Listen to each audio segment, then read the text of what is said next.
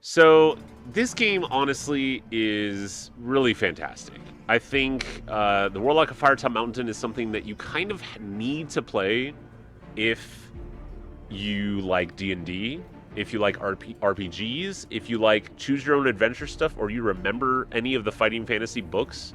This is the original from 1982. I think it's truly fantastic what they've done here. Sometimes there's a little glitchy stuff. Sometimes there's a little bit of frame rate drop, which is like weird, but I don't think it detracts from this game at all. It is one of those games that when it's loading, sometimes you think it might have frozen, but nope, just wait. It's loading. It's doing its thing. You know, the sheer amount of variety with all these characters is truly fantastic. Each one has enough different skills and attack patterns that it really makes every playthrough different. Plus, you have rolling the dice, so it's not just random, abilities. It's random, like what's going to happen when you're running across a bridge, or when you're tying a rope to something, or when you're trying to avoid enemies.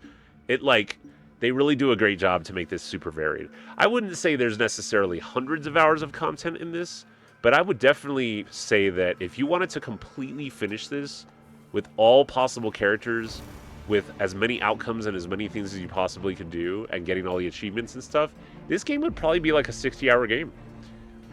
Maybe a little bit more, depending on the variation or how many times you die or whatever. But put it this way, I went through 8 times, and I only beat it once.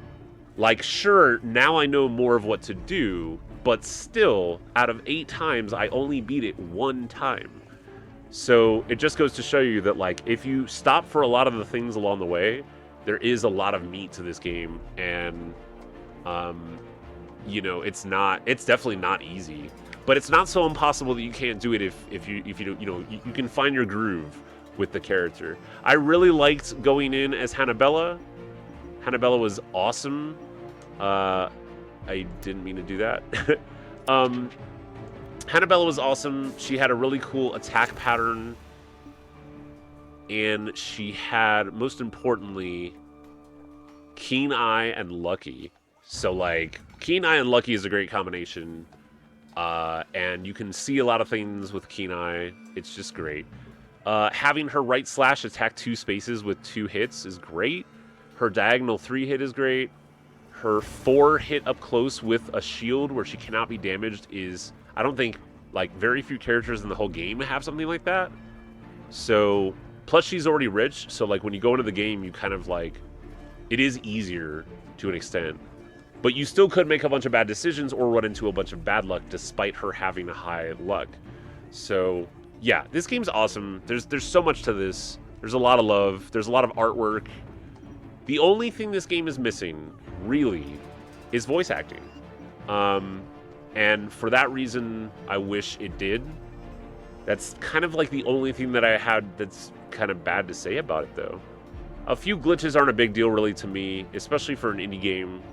I would definitely suggest to anybody else, if you like stuff like this, that same company, Tin Man, I believe.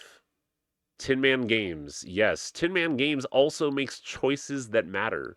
And all 3 of these are usually like literally $2 or $3. All of these are text-based completely. There's no like, there's no like sort of like 3-dimensional diorama like there is with the Warlock of Firetop Mountain. But regardless, they make some cool games all about choice if you really like real choices that matter in video games. So next time I go through this at some point, maybe off stream or whatever, maybe when I'm just feeling like it, we'll go through as Haldar Erickson. But it feels really good to have beaten this. It feels really, really good.